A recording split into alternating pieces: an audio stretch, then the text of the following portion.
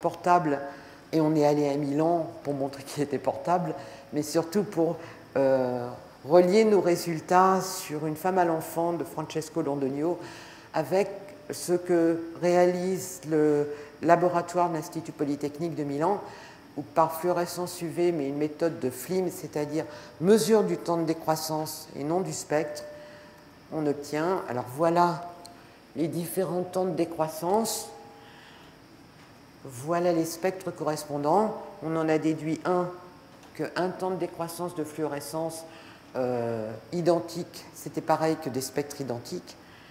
Et deuxièmement, ça nous a permis d'identifier, alors, ou bien la couche qui n'avait pas été touchée du vernis, on identifiait un mastic dans l'huile de lin, sauf que vous voyez, il y a un petit décalage sur le maximum.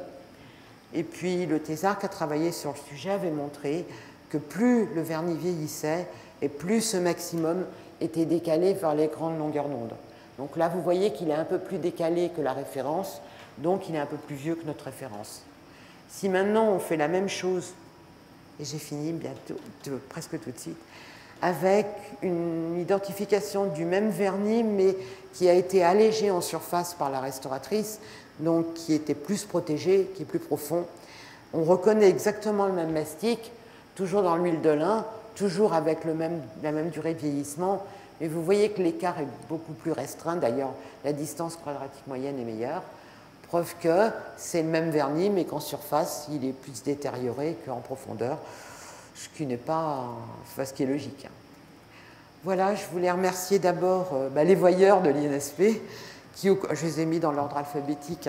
Et puis aussi, c'est un point très important, c'est quelque chose, premièrement, qu'on développe avec l'Institut national du patrimoine et les écoles d'art pour répondre à leurs demandes, mais aussi qui, depuis 4 ans, se développe au niveau européen et aux États-Unis pour ne fournir que des outils non destructifs et que le monde de l'art peut utiliser. Je vous remercie.